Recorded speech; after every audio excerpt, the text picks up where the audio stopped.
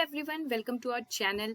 यहाँ पे हम लोग प्रीलिम्स के लिए स्पेशल सीरीज चला रहे हैं और उसमें हिस्ट्री के हम 2 सेट को डिस्कस कर चुके हैं।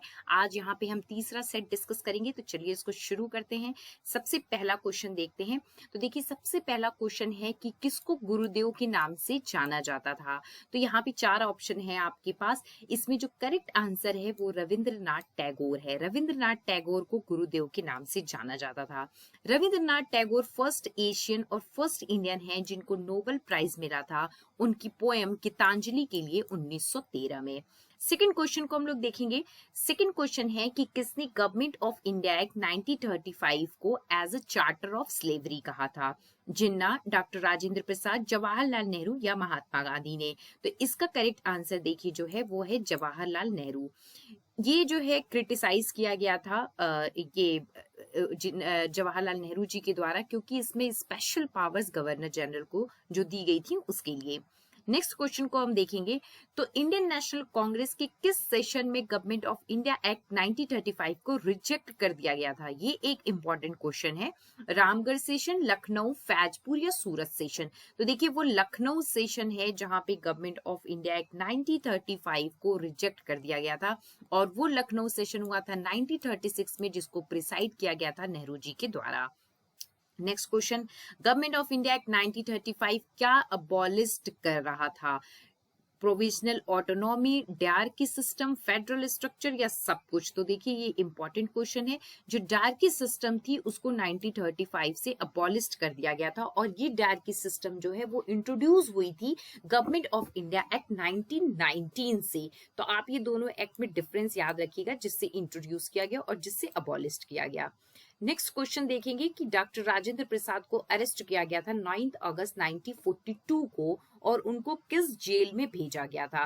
तो देखिए, राजेंद्र प्रसाद को 9 अगस्त 1942 को पटना में अरेस्ट किया गया था और उनको बांकीपुर जेल में भेज दिया गया था।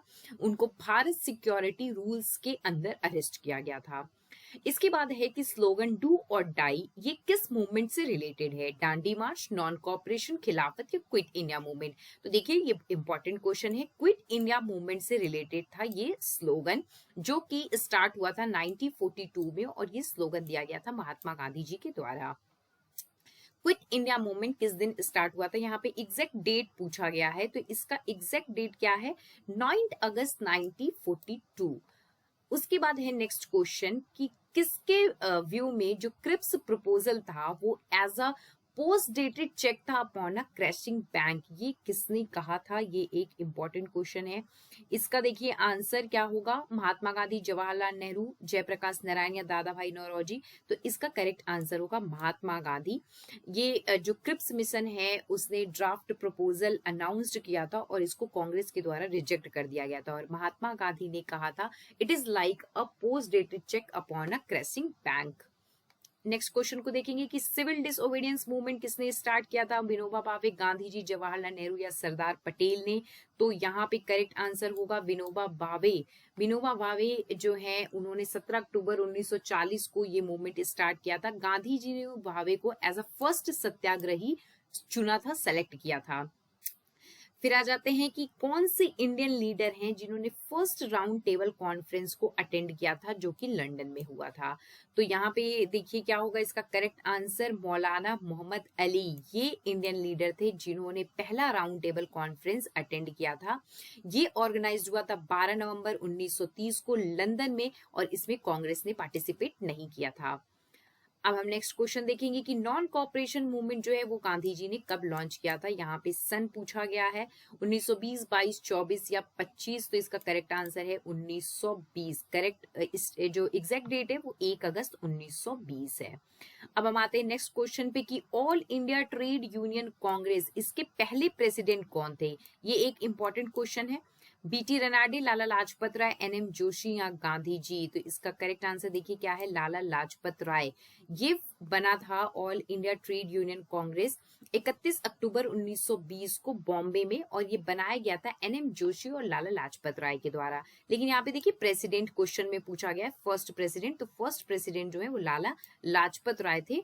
एनएम जोशी जो है वो फाउंडिंग मेंबर थे।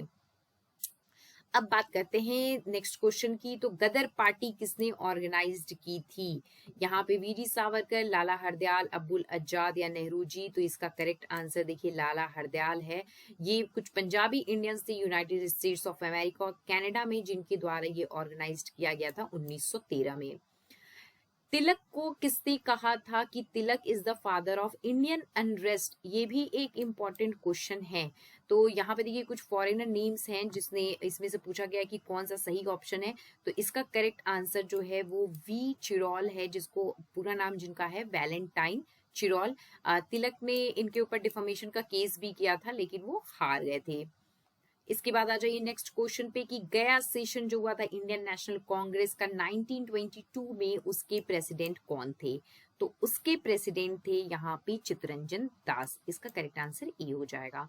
पंजाब लैंड एक्ट पास कब किया गया था? तो ये पास किया गया था 1900 में। ये एक पीस ऑफ लेजिस्लेशन था जिसको ब्रिटिश गवर्नमेंट के द्वारा इंट्रोड्यूस किया गया था।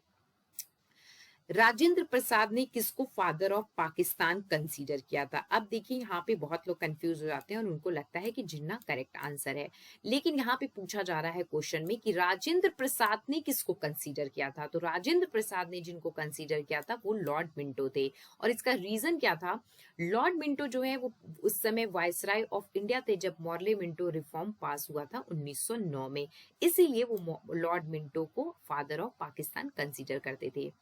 इसके बाद देखिए आ जाता है कि जो अनुशीलन समिति थी उसका ब्रांच पटना में किसने स्टैब्लिश किया था 1913 में? इसका करेक्ट आंसर जो है वो सचिंद्र नाथ सन्याल है। ये बिहार के लिए एक इंपॉर्टेंट क्वेश्चन है, इसको आप देख लीजिए। अब हम आएंगे नेक्स्ट क्वेश्चन पे कि किसको मदर ऑफ इंडियन रिवॉल्यूशन माना जाता है? यहाँ पे Annie Besant, Sarojini Naidu, madam Bhikaji Cama या सब? तो इसमें देखिए मदर ऑफ इंडियन रिवॉल्यूशन जो है वो मैडम भिकाजी कामा को माना जाता है। बिरसा मुंडा को कैप्चर कर लिया गया था जब वो सो रहे थे, किस डेट को किया गया था? यहाँ पे देखिए ये क्वेश्चन पूछा गया है। तो 3 फरवरी 1900 को किया गया था। ये ट्राइबल लीडर थे जो मुंडा रिवोल्ट चला रहे थे ब्रिटिशर्स के अगेंस्ट उस समय, और बाद में इनकी बॉडी जो है वो डेड मिली थी रांची के जेल में। इसके बाद देखिए है कि पहला कौन सा मुस्लिम है जिसने बख्तियार खलजी, ये करेक्ट आंसर है सी, ये आप जरूर ध्यान से देख लीजिए। इसने जो किया था, इसका करेक्ट जो टाइम था वो 203 एडी था।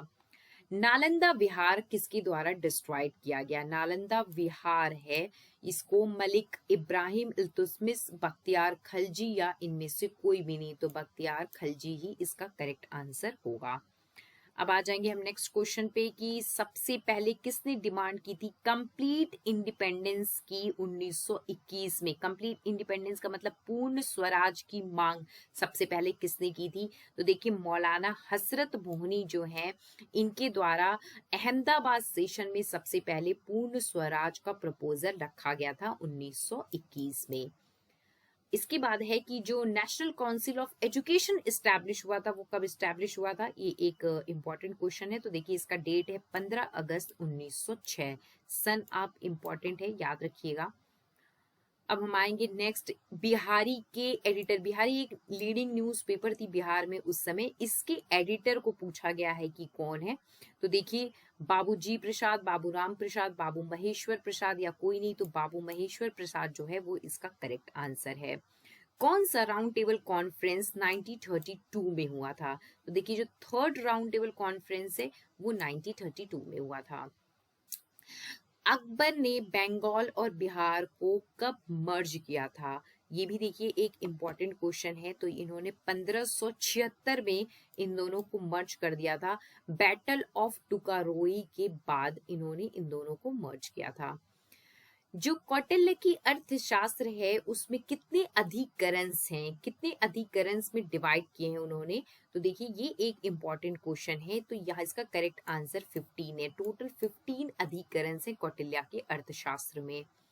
अब हम आ जाएंगे नेक्स्ट क्वेश्चन पे। तो फॉरवर्ड ब्लॉक, इसके फाउंडर कौन थे? फॉरवर्ड ब्लॉक के फाउंडर थे सुभाष चंद्र बोस, और ये अप्रैल 1939 में ये ब्लॉक बनाया गया था।